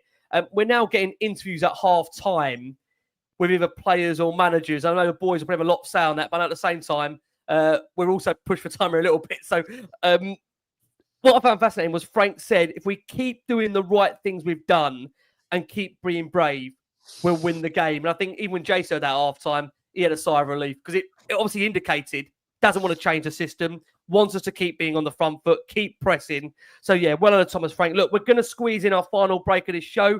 During this quick break, you're going to hear from both goal scorer, João Palhinha, and Mickey van der Ven, who was part of that back 4, back 5, whatever it was in the end, that kept the clean sheet. Let's hear from both of them. We'll be back after this very, very last break of the show. João, well done.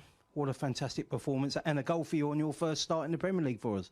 Yeah, of course, really happy. This result is amazing, especially what the challenge was today against a top team. But I think what we need to take from this game, it's the way that the team fight, not just the starters, but even the players that came from the bench. All the mentality was there, and when is the case, it's different. We are always more close to win that kind of games if we are on the right mentality, and I think we all had on this game top challenge. I think we completely deserving victory for us, and now enjoy, of course, today, but let's thinking again on the next one, because we have a lot of games during the season, and we have a tough game again on Saturday. Talking about their mentality, in the second half, I saw you celebrate a block as much as you celebrated your goal, but that's what it's about here, isn't it? Yeah, for me, I always said that for me, sometimes the tackle, it's more important, or have the same, it's so important like a goal.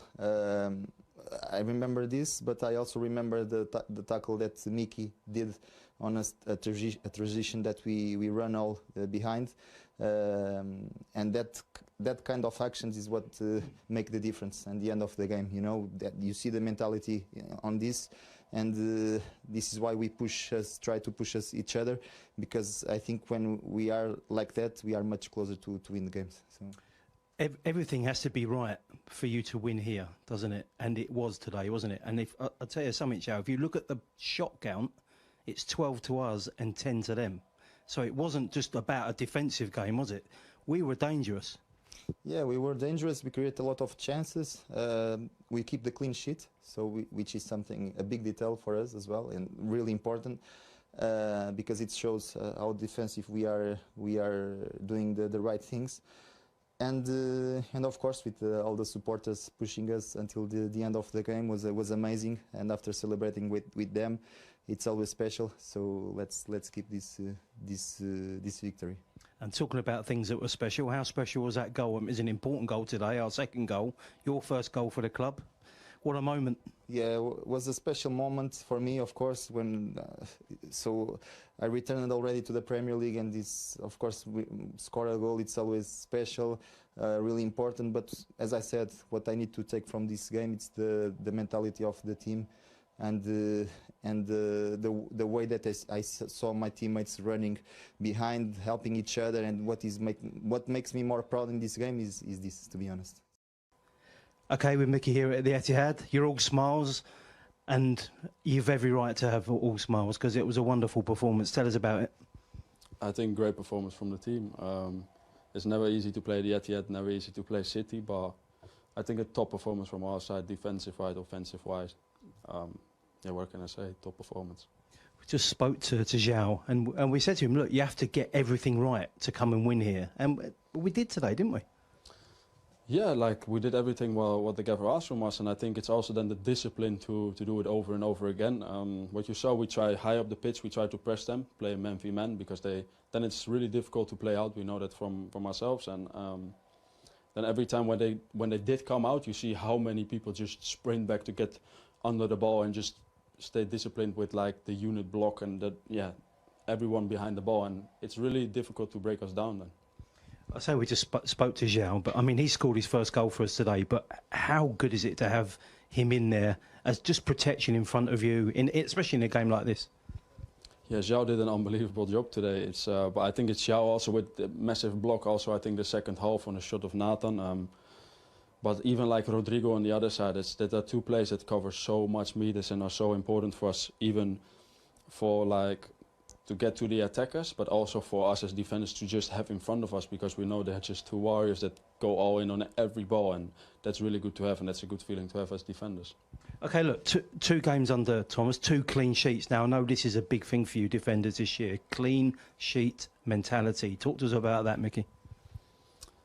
Yeah, we just want to keep clean sheets, because when you have a clean sheet, you don't lose, so that's a good thing. Of course, it's really difficult, what you say, play at the Etihad and keep the clean sheets really difficult. Every game over and over again, it's really difficult to keep a clean sheet. But I think we showed some mentality today with the whole squad. Vic had some good saves in the first half, some massive blocks. So that was really important. I mean, the defensive structure looks great, doesn't it? I mean, you have to have a team performance coming to City. We've spoken about that, but the defensive structure of the team does look it looks like we're doing something there.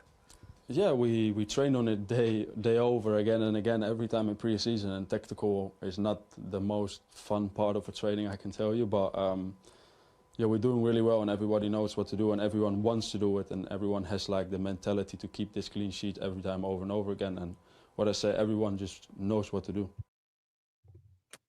There you go, that was Mickey van der Ven, and of course João Palhinha featuring there on, of course, the back of Spurs, of course, going to the Etihad and winning, obviously, for Tottenham. Great result at the Etihad. And I think, you know what, we need now, obviously, of course, to try and follow that up. We're going to run through quickly that second half because a lot, obviously, was dominated by the first half. Got to ask you guys very quickly, if you don't mind. One of the key aspects some would have maybe said about the game was the towel of the referee, Russ. You already had your say on him, Peter Banks, I think it was for this one. There was also one moment that we got maybe a little bit lucky with, if you remember, the Mickey van der Ven Penalty, non-penalty. What do you make of this one, Russ? Did we get away one at the one end and should have got one on the other? Is it the Tower two halves? Don't know what you're talking about, Rick. I think, look, fortune favours a bloke who nearly makes a good tackle sometimes. You know, it is what it is. Yeah, I agree. It is what it is. It is what it is. Listen, again, thank you so much. I've got to say, over 15,500 of you watching this show. Amazing support for Last Word on Spurs. Honestly, incredible. We're joined by broadcaster Russ Williams. Jason's back. Pat's back. I just got to say, Pat is also doing some of his own content now on YouTube. Please check him out. I think Pat's name is Patrick Tyrant. Let's get Pat going over there, can we? I say, you'll see him tagged in on this show. Please, I say, support. And I say, for us out there, keep liking, keep subscribing to the show. Look, good second half, of course. The goals came in the first half. The second half was really about managing the game, which is what Tottenham did. There were a couple of chances. I think, like Jason said there, the surprise was, Jace, you said, the fact Marmoush came off because he was one of the more dangerous players of the game. Pep made that change. Doku and Bernardo replacing Cherki and, of course, Omar Manouche. And, again, Tottenham's chances kept coming. Porro curling one over. Rashad was going to get his head to it. And I think that was the great thing for a lot of fans out there, that there was such an intent of looking for the third rather than just settling for two. That's what would have given fans a lot of confidence. I mean, Kudus, we've already spoken about Kudus, and so has Pat. His physicality, his strength on the ball, such a great outlet for Tottenham on that flank. And if we can, find another couple of wingers like him, and maybe you'll argue where we're going to fit them, because if Brennan Johnson keeps scoring, where you're going to have them. But I think we do know over the course of a season, the squad will be tested. And I think, like Jason says, when it's going to come to those weeks when you've got Champions League, then Premier League on the Sunday, that tight turnaround in there, you are going to need to be able to change around the squad. That is obviously a crucial thing about it. I mean, I have to also come on to, sorry, I feel like I'm going on a referee tangent here, Jace. In what world can you tell me, and listeners and viewers watching this will obviously be able to see this, but listeners on audio, we're just showing the image of Christian Romero making an absolutely superb tackle where he clearly won the ball, zero contact with the player, but it was given as a foul, Jace. A foul and a yellow. Yeah, strange one, wasn't it? Yeah, sorry, foul and a yellow card. And a yellow card. And you can't appeal this, Jace. We can't appeal this. We can't appeal it. No, you can't appeal the yellow cards, but I don't know. We could all see it. Maybe there's a player in front of the referee's viewpoint or something like that. That's all. But at the end of the day, it didn't cost us anything. It's cost us the yellow card, but you can flip that one with what could be a penalty, and Doku could go down under Porro's tackle and all things like that. But we can pick holes in referees all the time. I hate using referees. I know you do. I know, but I think the great thing about it was that when you got them play as well as we did, you don't need to rely on referee decisions, because it was such a good performance where the referee almost becomes redundant because of how well we've played, which again is the most great thing out the game.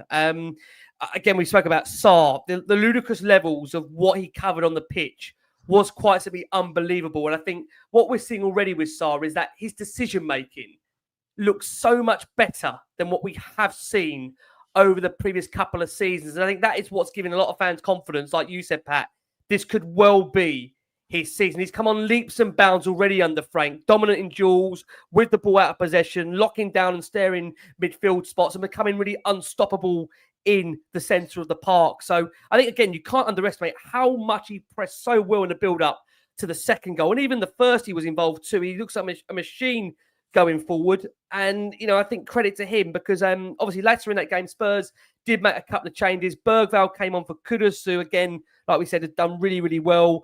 Kevin Danso came on, replacing Palhinha. There was also, I've got to say in there, for those that might have missed it, an incredible block coming to you, Pat, from Mickey van der Ven. I mean, Pat, talk me through this, because it was an unbelievable sliding block from Mickey, wasn't it? It was, and it just goes to show when everyone's singing from the same hymn sheet and willing to die for the shirt, absolutely, it makes such a difference, because he could have easily been lazy and let I think it was Foden get his shot off. They score a goal, and then we're wobbling and shaking for the last 5 or 6 minutes. But we took pride in keeping a clean sheet. We took pride in making sure they don't score. And obviously we took pride on hanging on to that lead and showing everyone around that we deserve to win. Because there was a lot of people that said we looked really good last week, but then they also said, but it's only Burnley. It's only a promoted team. Can they do it next week away at Etihad? And today we showed we can do it. looking good defensively and offensively. So, yeah, it was great to see everyone dying for the badge, people celebrating clearances and block shots. And yeah, like Mickey van der Ven said himself, if we keep clean sheets, then at least we can't lose. So that's the mentality you want from these guys. Brick wall soldiers. And also as well, going back to what you said about Sar's not a number 6. Basuma's not a number 6. So when they're allowed to play as 8s, roaming 8s, running up and down, using the energy and using their legs and being robust, you get a much better player when you have someone like Palhinha sitting behind them. But like you said as well, I think Jason Russ has said it's a long season. There will be injuries. What happens there? I say if Palhinha goes down or has a loss of form, and then we have to play one of them as a 6. Then that's why you need the depth, because we won't keep the strong 11 for the whole season. There will be suspensions, injuries, dips in form, and so on. So we do need to be backed. But yeah, these guys are showing, and I think as well, because of the last rocky season and a half that we've had, they have all grown and come on in leaps and bounds. So that will do them a world of good in these big games. Winning a trophy, playing in high pressure moments. It will make sure that they all have that experience that we're all talking about when we bring in these young players. Agree. No, I mean, we said it last season for what we went through as fans, for the young squad as well. And it's actually not a criticism. They've gone through a lot as a group and they came out winners. And I don't think we should underestimate just how much that winners tag, could really play a part. And that is down, again, I will say that is down. And whatever you think about Ange Postecoglou, he got on that trophy. And you do wonder again on that point just how much that does help the group. There's been a lot of talk this week about what Spurs haven't done in the window. This team have gone to the Etihad despite all the noise from outside. And there's been a lot of noise from outside. And I think maybe I'm probably part of that noise, which I'll admit to. And I just, on that moment, obviously, I gave my thoughts. And I don't regret what I said at the time, because in that moment, that's how I felt, what I said on TalkSport the earlier part of the week. The squad have come together, got a great result. And look, long may it continue. Before I do, to wrap up with the guys, I'm going to let you know where we are at the moment in relation to, very quickly, Jace, cover your ears, cover your eyes, the transfer window. I'm going to quickly wrap up where we are for these final 5 on this. And again, look, for Jason's pleasure, it's coming to an end in just 8 days, Jace. You get your life back 8 days before that window does close. We understand Spurs are already continuing talks for a move for Savinho with Man City. Those talks, we understand, did resume after the game at the Etihad. Tottenham, we understand, are preparing to improve their bids for Savinho to over 70 million. We understand to this date, City have blocked all approaches in this last 8-9 days, but Spurs do want to give it one more try. And as what's been reported, Thomas Frank is understood to be in love with the player, really wants him. The player is also said to be keen on the move. But we understand Ferran Serrano, one of the massive directors at City, is understood to be the man that is blocking this deal. And whilst Tottenham, we understand, to some degree, don't want to blow the whole budget, of course, on Savinho, they see him as a player that could really have a massive, massive impact on the club. So keep an eye on that in terms of what happens, and we'll obviously update you on more with that.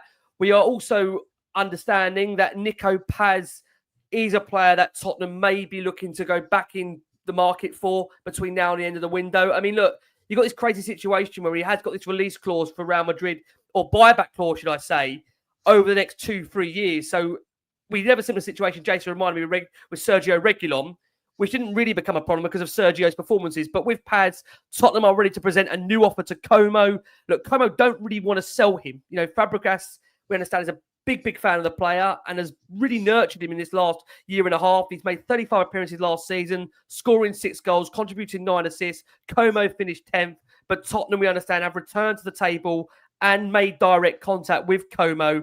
And we understand Madrid will have to be kept in really order of what those conditions will be. But again, there's a value there, we understand, being banded around of 70 million euros to get the player, which, to be fair, again, seems a huge amount of money for somebody that hasn't got any degree of Premier League experience. We know he's not the only 10 Tottenham are looking at. We understand they are also looking at Magnus Akalushe. This deal is understood to be complicated because his agent, who has a big reputation for being extremely difficult to negotiate, God, who does that sound like?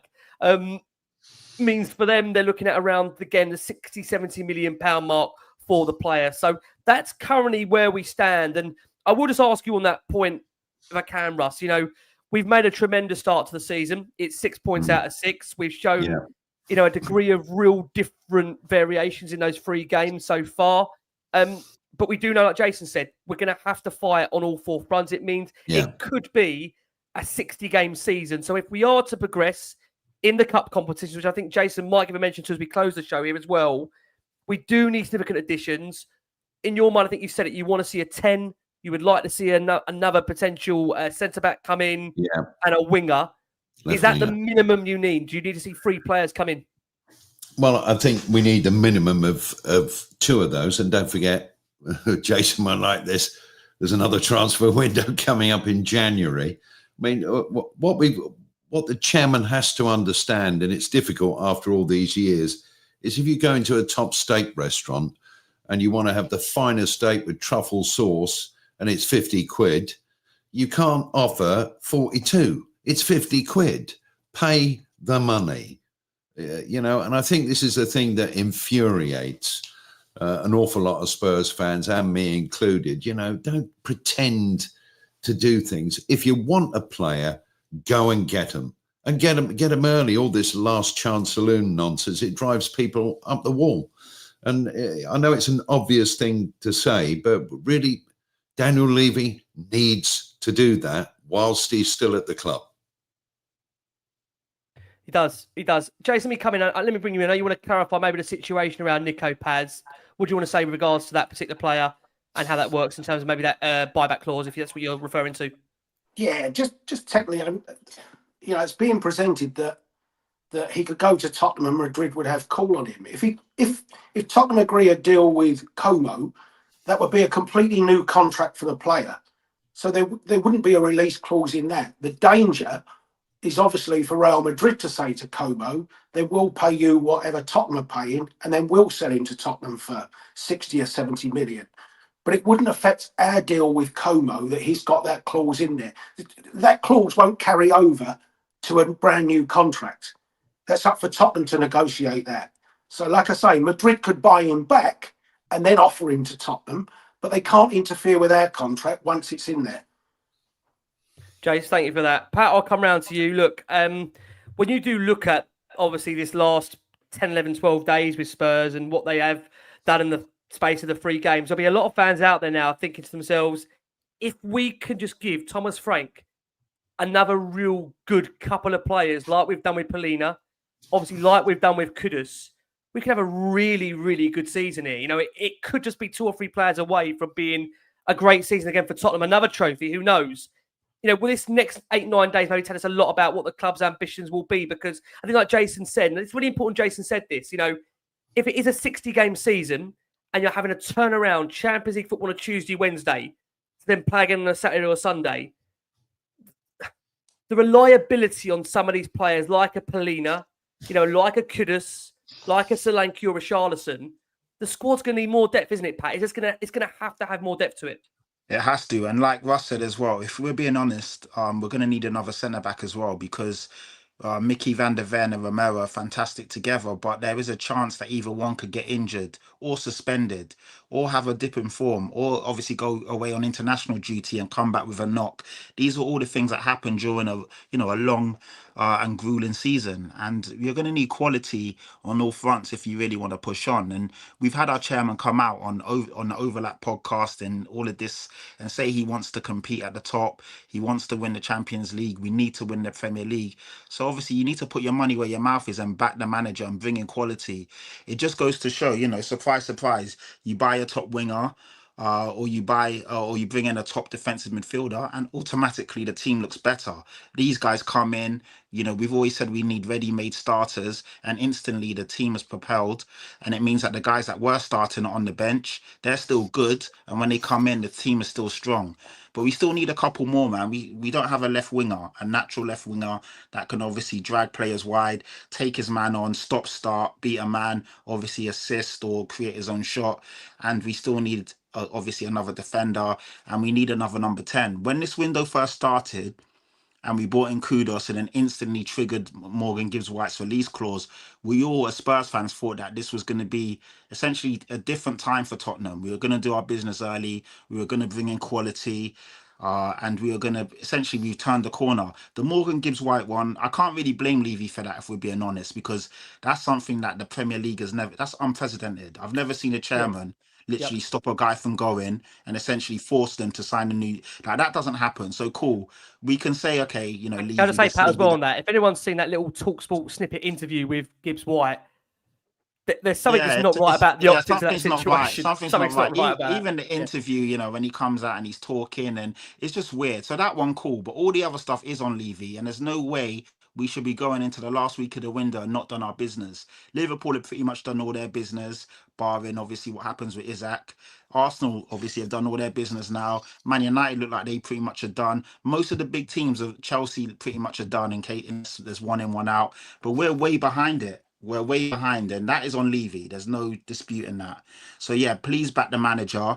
We are, you know, this team is solid, but we can't get too giddy. We've seen us have great starts, and then a couple of players go down, and obviously it all goes to pot. So we do need reinvestments, reinforcements of us good quality, and then we can really see where we're at. Agreed. Look, on that point, before we do look for a close, just to let you know, we are hearing some news coming through to us that Bilal El Khanous looks set to sign for Palace after reaching an agreement in principle over a transfer. But there are sources very close to the player confirming that Tottenham have now entered the picture. Daniel Levy has reportedly launched Spurs' efforts to sign him, who Leicester want for around 35 million euros to sell. So look, we'll keep an eye on that. Again, things may change in the next few days. Jace, do you share the boys' I wouldn't say concern, but share the boys think that it needs to be a big next 8-9 days to give Frank the support, like you've said, in relation to giving him depth there for the 4 competitions. Like I think we've said this, you know, numerous times now. To compete in 4 competitions, it's going to need a lot more depth. Is that fair? It is, and I hope he gets it, but it does have to be balanced depth because, like I say, you look at that Champions League spot. You've got 21 places, 2 of which have to be goalkeepers. Yeah. So you're left with 19 outfield player spaces, which traditionally would be made up 7 defenders, 6 midfield players, 6 forwards. Yep. So if you bring in another centre back on top of Danso, whatever, then you're left then with 3 fullbacks. Or you go with 4 fullbacks and you take a midfield player out. Yep. So I mean, even up front, if you think about it, and I'm not saying these are the ones that should be in, but at the moment you've got Odegaard, Tell, Kudus, Johnson as your 4 wide players.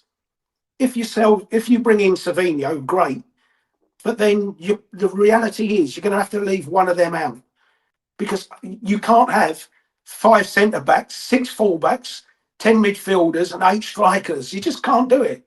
So you've just got to have a little bit of savvy and think, look, you know, there's going to be players missing out of this squad. For me, I mean, you look at Spence and Porro have played today.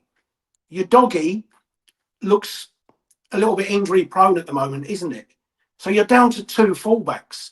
So do you call Ben Davies the fullback and the centre back that ends up being the 4th centre back and another fullback? Or if you leave Ben Davies out, then do you bring in a complete centre back or do you bring a complete fullback? Because if you bring in the fullback, you're short of the centre back. So you've just where Hincapie would be great because he can do both those roles. So like I say, it's not just bringing them in. You've just got to bring in balance. I mean, that lot down the road are so lucky because they have a 25-man squad. Because you've got Saka homegrown, you've got Skelly homegrown, you've got Nwaneri homegrown, and let's be honest, they've got Dalman now properly in around their side.